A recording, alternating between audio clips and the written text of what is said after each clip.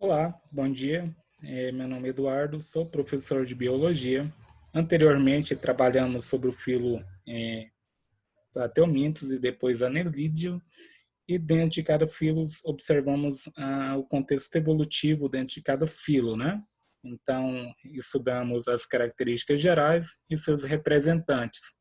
Nesses dois filos específicos, trabalhamos com relação às patologias ocasionadas pelo parasitismo, né? Ok. E observamos também a questão evolutiva da anatomia desses animais. Nesse novo capítulo, que iniciamos na apostila, vamos estar trabalhando sobre o filo Molusca, que é um filo bastante abrangente, que tem bastante representante, aproximadamente 100 mil espécies já descritas na literatura, e com um bastante bastante falado na literatura, seja ela científica ou seja ela uma literatura empírica, tá? Bom, como é no caso a mitologia nórdica, que já trazem um representante do filo Molusca como sendo um grande vilão dos sete mares, tá? Na mitologia nórdica temos o Kraken, que é um polvo gigantesco, né, que pegava as embarcações e naufragava. Então, ele dominava os sete mares e ali ele fazia todo esse papel. A ciência, com o seu desenvolver, conseguiu mostrar que realmente existem lulas que podem atingir até 20 metros, 20 metros, né, o tamanho corporal. Então, esses animais possivelmente podem ter sido visto, né, por um indivíduo daquela época e assim surgiu esse mito, essa lenda, tá?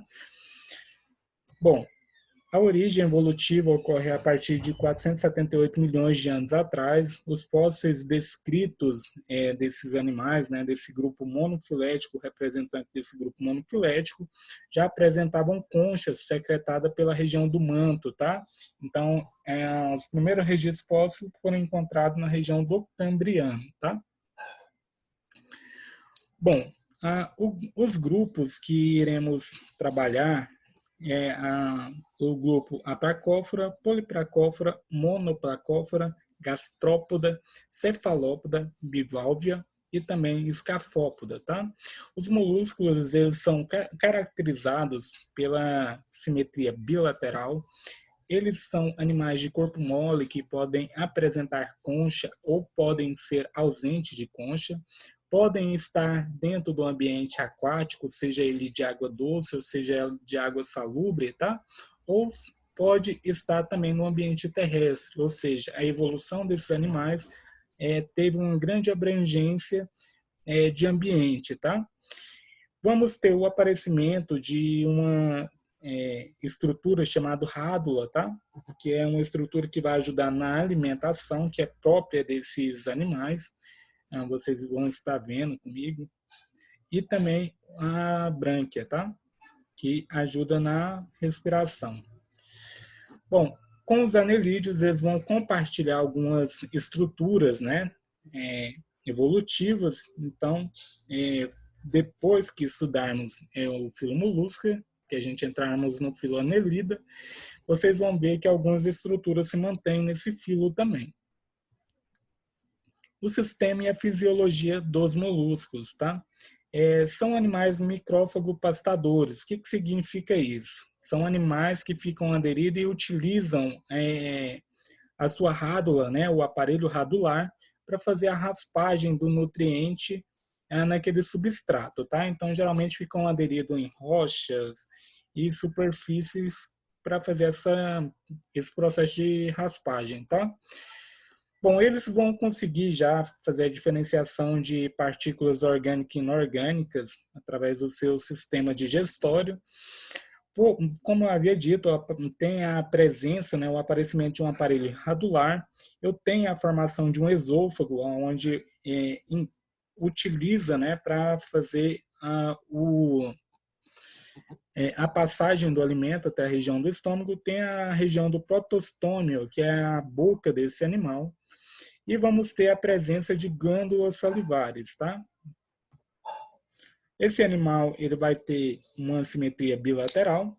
Eu vou ter uma região ventral e uma região dorsal. Região dorsal é a região de cima da concha, região ventral é a região de baixo, onde se encontra o pé do animal. Nesse pé é um local onde tem muito músculo, tá, para ajudar na sua locomoção, porque eles são de corpo mole, né? Eu vou ter o aparecimento de uma cabeça em algumas classes, né? Outras são ausentes de cabeça e de aparelho radular. Porém, eu vou ter a região posterior do animal, os gânglios nervosos e também a cabeça. E na região dorsal, né, região posterior, eu vou ter o ânus do animal. Bom, o sistema respiratório é bem simples, vai ser de acordo com a evolução do grupo, tá? Então, a classe, se ela for uma classe marítima ou que fica em água, seja água doce ou salubre, esse animal vai apresentar uma brânquia. Essa brânquia, como se fosse nos peixes mesmo, ajuda na difusão do oxigênio nas células, tá? Então, aqui a gente tem como que é essa brânquia desses moluscos. Essa brânquia, ela vai fazer com que a água entre no quitenídeos, que são essas células aqui, esses filamentos. Ocorre a troca gasosa ali e a água sai depois do corpo do animal. Ou seja, a água fica circulando na região desse animal, tá? Bom, a gente tem a presença também de um celoma desenvolvido, tá? Nesse animal, onde vai ficar ali as vísceras desse animal. Bom, nos moluscos que se encontram na Terra, em vez de ter umas brânquias, né, para respiração, a gente vai ter o aparecimento de um pulmão já desenvolvido que vai fazer as trocas gasosas. O sistema circulatório desse animal, eu vou ter dois tipos. Posso ter em alguns sistema circulatório aberto, tá? Que no caso é quando eu tenho a cavidade do hemocélis. O líquido que circula internamente não é sangue, tá? Mas a gente denomina de hemolinfa, que é um líquido que vai ajudar a levar os nutrientes. Tem uma presença de um coração em forma de saquiforme.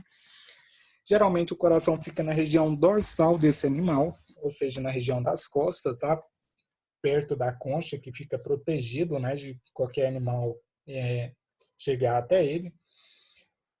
Bom, temos o desenvolvimento de estruturas, né, artérias, veias e capilares que ajudam nesse sistema circulatório aqui. Como eu havia dito, chegando aqui a hemolinfa, ela cai no hemocélis, que é uma cavidade onde, por difusão, a hemolinfa passa para o outro capilar e assim continua o ciclo, tá? Só que aqui é bem devagar, tá? Ele não vai ser tão rápido como se tivesse um sistema fechado. No sistema fechado, eu não tenho cavidade nenhuma apresentando aqui.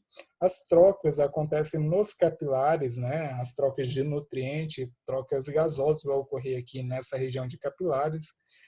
E a hemolinfa ela não para de circular, ela continua circulando no corpo desse animal, tá? Então, esse é um sistema circulatório fechado que vamos estar discutindo um pouquinho mais para frente. O sistema excretor já aparece a constituição de um sistema renal já que ajuda na osmorregulação. Então vamos ter o nefridiosporos que vai ajudar a secretar as substâncias que não são desejadas pelo animal, tá? O sistema nervoso desses animais já vai ter um aparecimento de gânglios cerebrais bem mais desenvolvido do que os filos anteriores que foram trabalhados. Vamos ter o aparecimento de estruturas como olhos, tá? Estruturas sensoriais que vai ajudar na formação de imagem. Vamos ter gânglios que vai ajudar na região da digestão, né, da alimentação desse animal, gânglios bucais. Vamos ter gânglios que vai ajudar na sua locomoção, gânglios pedais. E também vamos ter cordões nervosos ou gânglios viscerais, tá? Que vai ajudar a manter o funcionamento das vísceras. E como eu havia dito, né, anteriormente, que a região de baixo, né, a região do pé dos moluscos, é uma região onde é cheio de músculos, né? A gente pode observar que esses animais constituem muito músculo na região dos pés. Bom, vamos falar um pouco sobre as classes que está descrita no livro de vocês, caso você queira pegar para estar acompanhando. Vamos estar falando um pouco sobre a classe Aplacófora, tá? Que é uma classe bem primitiva.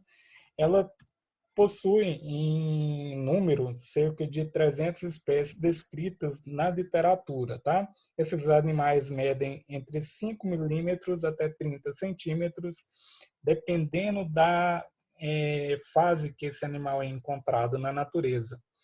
Ele vai ter uma presença de espículas. Espículas vai ser uma estrutura que vai ser secretada sobre a pele desse animal para ajudar na osmorregulação, tá? Então, para evitar que ele perca água para o meio ou que ele ganhe sal do meio, então vai ter esse substância aqui, tá? Ou podemos também, em algumas espécies, o aparecimento de escamas secretada pelo manto, tá? Então, esse animal ele vai ter um manto rudimentar, por ele ser primitivo, ele vai ter um manto rudimentar, mas ele já consegue produzir, né, algumas escamas calcárias ali para proteção desse animal. A próxima classe que será trabalhada é a classe Polyplacófora. Essa classe, ela também é uma classe bem primitiva, tá? Que é constituída por animais de corpo elíptico, ou seja, a forma dele é uma forma de elipse, tá? Eu vou ter uma região posterior, né, que vai ter a cabeça desse animal, vai aparecer a boca com sistema radular. Eu vou ter a região do pálpebro, né, a região do pé desse animal também. Eu vou ter uma concha calcária na região dorsal que ajuda esse animal com relação à sua predação, ele fica sendo mais difícil de ser predado. E também na região anterior, né, na região de trás desse animal, a gente vai ter o aparecimento de ânus, que também ajuda, né, a eliminar, a excretar qualquer substância indesejada por esse animal também.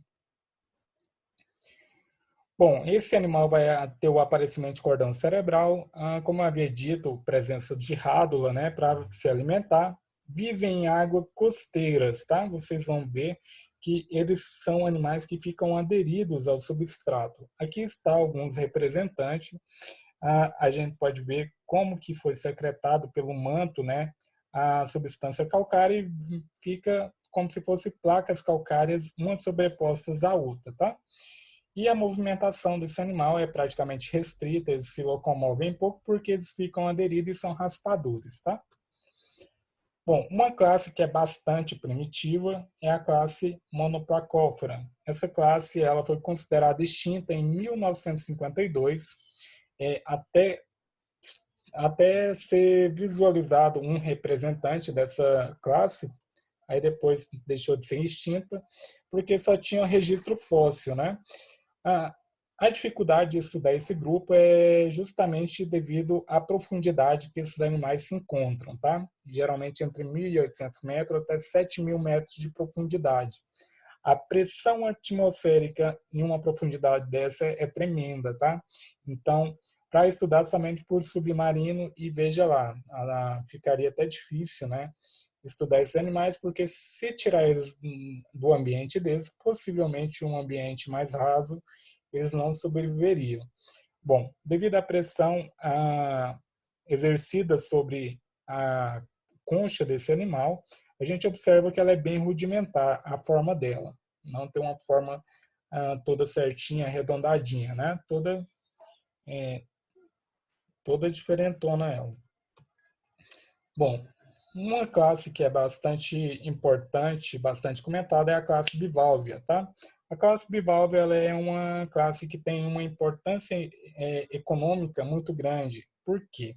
Porque ela tem como representante as ostras, né, que são utilizados na alimentação, quanto também na produção de pérola. Esses animais têm como característica a bilateral, eles são animais que têm a sua forma bilateral, a sua simetria bilateral. Tem sifões que ajudam a osmorregulação, né?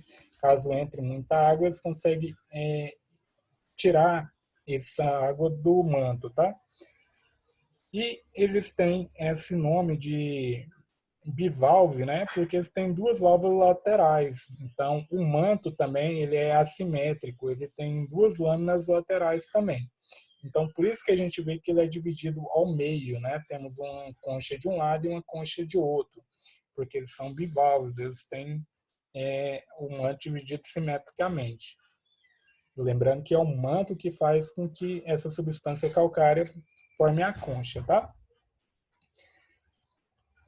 Bom, esses animais eles são desprovidos de cabeça e de rádula, ou seja, eles não possuem aquela estrutura radular, tá? A formação da concha ocorre quando um grão de areia entra sobre a cavidade do manto, tá? E fica entre o manto e a concha ali. Para evitar que o animal se machuque, o manto começa a secretar uma substância sobre o grão de areia ali naquele local. E depois de secretado essa substância, depois de algum tempo, forma a pérola ali.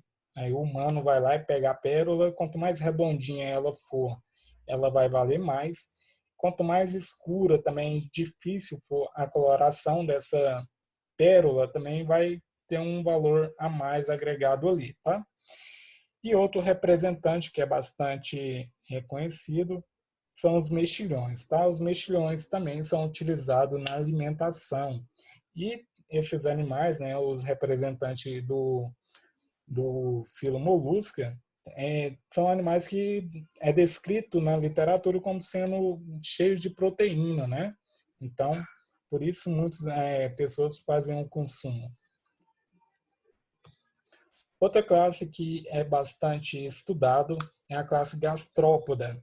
Nos gastrópodes, a gente vai ter algumas novidades evolutivas. Esses animais são terrestres, não são aquáticos. Teremos a presença de um pulmão desenvolvido já, porém um pulmão primitivo, né, nesses animais. Temos a torção do manto, a torção das vísceras, né? Em alguns grupos, né, em algumas classes dos moluscas, a gente observou que o ânus ficava na região de trás, né, a região posterior do animal. Porém, com a torção em 180 graus no sentido horário desse animal, o ânus vai ficar virado para a região da frente. Eu vou ter a presença de gânglios nervosos nesse animal também, gânglios bucais, que vai ajudar na alimentação, gânglios pedais, né, dos pés, que vai ajudar na sua locomoção, e a presença de olhos. Esses olhos é estrutura sensorial que já vai apresentar a formação de imagem, tá? Bom, eu posso ter esse animal como sendo três classes diferentes, tá? Três grupos diferentes, tossobranquios, pulmonados e opsobranquios. Então, eu vou ter representante desses três grupos diferentes, tá? Aqui eu tenho a região do manto, um rim já desenvolvido para fazer aquela osmorregulação que eu falei. E quando esse animal ele vai se locomover, ele secreta algumas substâncias que ajudam na sua locomoção, tá? Então, por isso, quando você vê o rastro de um escargot, né, de um caramujo ou de uma lesma, você vê uma substância brilhosa, né, transparente ali, que é o rastro desse animal. Bom, aqui temos alguns representantes, né? Eu tenho um representante marinho, né? Representante na água. Eu tenho um caramujo que apresenta uma concha e eu tenho uma lesma que não apresentam concha, né? Na literatura é descrito entre 40 e 100 mil espécies já como estudadas e descritas na literatura. A próxima classe que será trabalhada é a classe cefalópoda. A classe cefalópoda ela é constituída por náutilos, lula e polvo. Tá? O náutilos ele tem como característica ser o mais primitivo desse grupo, tá? Menos desenvolvido. Com relação ao tipo de locomoção dos cefalópodas, eu vou ter na lula uma propulsão, né, uma espécie de nado que ela consegue fazer utilizando o seu pé. Os tentáculos são os pés, tá, pessoal? Então, a partir do momento que ela consegue movimentar esse tentáculo para cima e para baixo, ela faz uma espécie de nado, tá? O Nautilus, que é esse animalzinho que estamos vendo repetitivamente aqui, ele consegue se locomover através de jatos pulsantes, tá? Que é o alívio do manto com relação à água que entra. Como eu havia dito, nos moluscos, a água fica circulando no corpo desse animal. Então, a partir do momento que essa água entra, ele consegue expelir ela, seja ele de forma lenta, para movimentação lenta, ou seja ela de uma forma rápida, tá? Para ele fugir de algum predador. E os polvos, geralmente, ele utiliza como movimentação o rastejamento, tá? Esse rastejamento ajuda eles até na hora da predação. Por quê? Os polvos conseguem se camuflar e com isso eles conseguem predar mais fácil. É descrito na literatura cerca de 700 espécies existentes atualmente e como espécies extintas por registro fóssil, cerca de aproximadamente 10.000 espécies extintas, tá, desse grupo. Com relação ao sistema sensorial desse grupo, tá, a gente vai ter uma estrutura de olhos, né, que já vai ter uma reprodução, né, de imagem, e já vai conseguir fazer a formação de imagem, distinguir a profundidade. Então, a gente vai ter a visão desenvolvida. Ela não vai ser colorida, porém, já vai ser desenvolvida. Possui um sistema mecanoreceptor. O que seria isso, tá? Na linha lateral dos peixes, tá? Os peixes, eles conseguem verificar através de algumas células que tem na lateral das suas escamas, a movimentação de água, ou seja, eles conseguem verificar as correntes marítimas, tá? Então, se chegar algum animal aqui próximo aqui, a lula, né, o polvo, consegue fazer essa verificação através desse mecanoreceptor na lateral do seu tecido, né? E ali ele vê que tem alguma coisa chegando e ele consegue se locomover saindo de lá. E também vai ter a presença de quimiorreceptores, pessoal. Os quimiorreceptores vai ajudar na sua gustação, tá? Então ele consegue verificar algum alimento também através da água, assim como os tubarões. Os tubarões eles conseguem, através dos seus quimiorreceptores, detectar a cerca de 1 quilômetro quando tem uma presa machucada, né? Quando tem ferro liberado na água, que o ferro ele está ali junto com a hemoglobina, né? Bom, e como eu havia dito, apenas o Nautilus não vai apresentar essas novidades evolutivas, né, por ser um grupo bem primitivo dentro dos cefalópodes. Uma curiosidade que eu queria trazer para vocês são as células da lula, né, aonde ele consegue fazer todo aquele movimento de camuflagem ali para escapar de um predador, ou seja, ele para predar algum animal. Esses animais também têm a utilização de tinta, né, para fugir de algum animal que esteja predando, quando ele se sentir intimidado. E essa imagem é para comparar com a mística, né, do X-Men. A mística ela tem na sua conformação, né, no anime ou no filme, células que conseguem fazer deixar ela igual ao meio, né, conforme ela queira.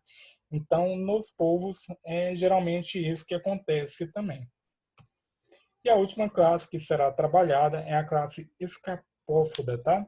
Essa classe, ela na literatura tem pouca coisa relacionada a ela, porém, por ser molúsculo, ela vai ter, no caso, simetria bilateral, vai ter um coração auricular bem primitivo, tá?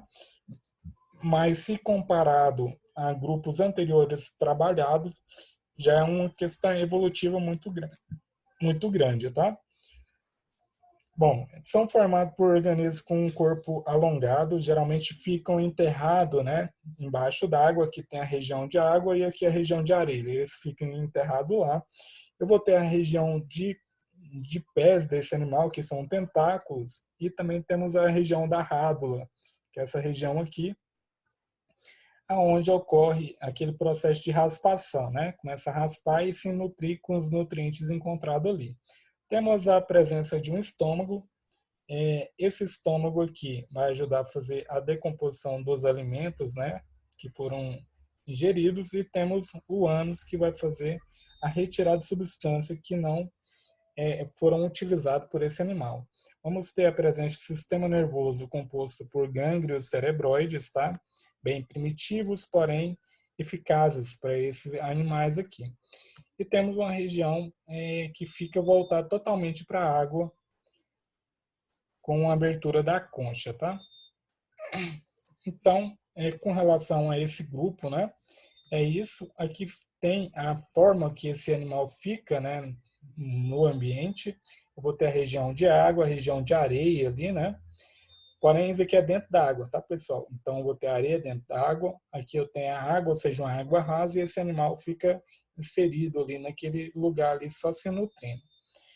Bom, com relação ao filo molusco, é isso que eu tinha que passar para vocês.